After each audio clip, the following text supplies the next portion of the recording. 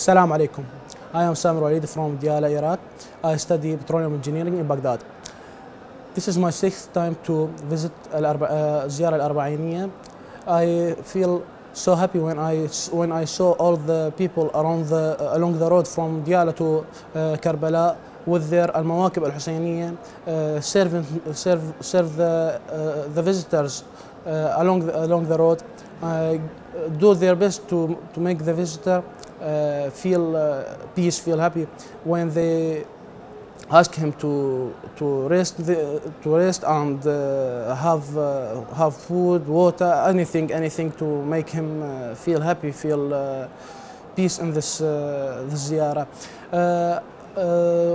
I am, as a visitor, feel tired because of the long road, but when I reach the shrine of Imam al-Hussein and Abu al-Fadl Abbas, I feel so happy because of the spiritual atmospheric around there.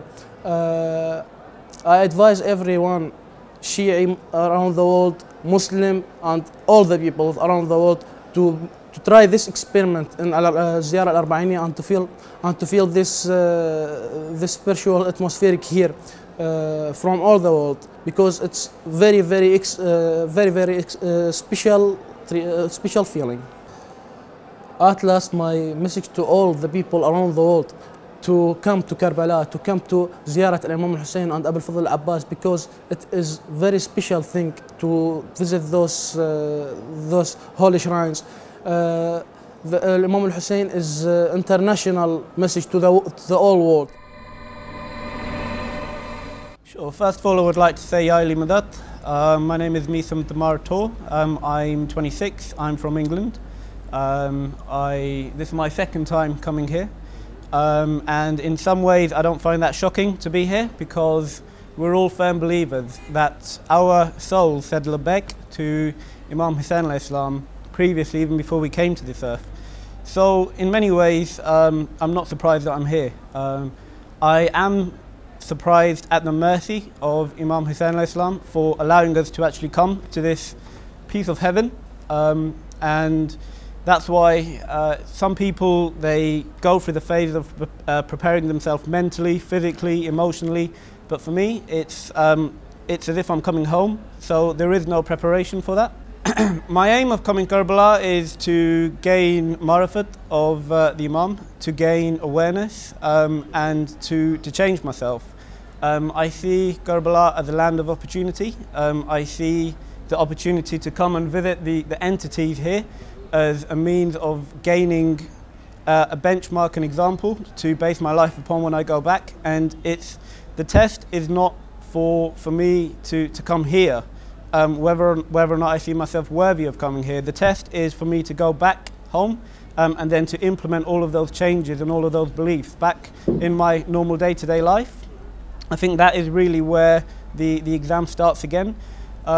Allah Pak has given us incredible role models, perfection in the likes of Imam Hussein alayhi salam, who displayed immense patience under extreme hardship, who gave him a brother in the form of Mawla Abbas alayhi salam, and these are examples for mankind. The Imam isn't the Imam for Shias, Imam Hussein alayhi salam is the Imam for the entire world, and the examples and the discipline and what took place on the 10th of Muharram is an example for the entire mankind.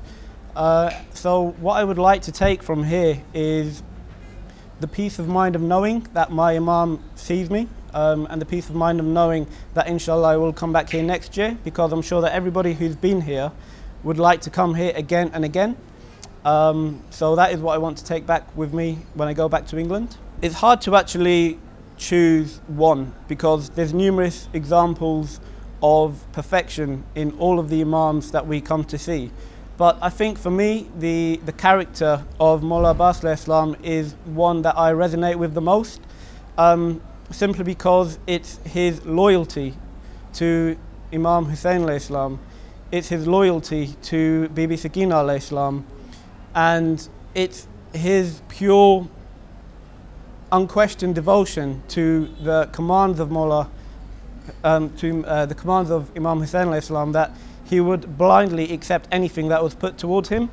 One of the things that strikes me the most of Mullah Abbas al-Islam is that we all know, who's ever sitting here and whoever is outside knows that if Imam Hussein al-Islam gave him permission to fight, then they would have, of course, they would have won the war. But he knew that he could fight and he could win, yet he was given the most purest of tasks, which is to get water for the thirsty children in Bibi Sakina al-Islam's camp. And that in many ways is a lot more resonant, and that in many ways is a lot more striking when he held the water in his hand and he showed the enemy that this is how easy it is for us to get the water, yet he chucked it back and he went and he happily sacrificed himself for the commands of his Imam. So it's that unquestioned devotion and loyalty that strikes me the most with Mullah Abbas. Sure. So before I came here, probably like many youths, I was not really on the straight and narrow. Religion to me was more of a peripheral to my day-to-day life. There were things that I wanted to change about myself, and there were things that I wanted to achieve, both spiritually, both mentally, emotionally. And coming to Karbala gives you the opportunity to know that you are A, going back forgiven, and B, you've taken a piece of heaven, in a sense, away with you in your heart. And it's about remembering that continuously. When you're on your own, when you're in your room, when you're thinking about Imam Hussein al-Islam and what the hardships were, you know that there is something intricate and there is something very resonant about your soul and about the Imam that has allowed you to come here. And what you want to do is, rather than take that for granted, you want to tell yourself that because of that relationship, you want to build it more firmer. So inshallah, next year you will come here and again and again. And I think that is probably the goal for a lot of people who come here, because you see youth, you see 19-year-olds who come here for the first time. You see my uncle, who's 87 years old, has come here for the first time. So all of this is not anything to do with us. It's the mercy of the Imam that has allowed us the opportunity to come here and recompense for us for our sins and go back forgiven and go back as better people. My final message to the viewers is that, as I mentioned before, the sacrifice of Imam Hussein al-Islam along with his family is not for Shia people alone, it's for the entire mankind. And you have to go out of your way, you have to go out of your day-to-day lives to really connect with something that's higher, to give your life much more meaning. And one of the best ways to do that is, like my brother said before me, is to come here and visit here and build that connection a lot more firmer with your Imams, because it is wajib on us to come here, first of all and foremost.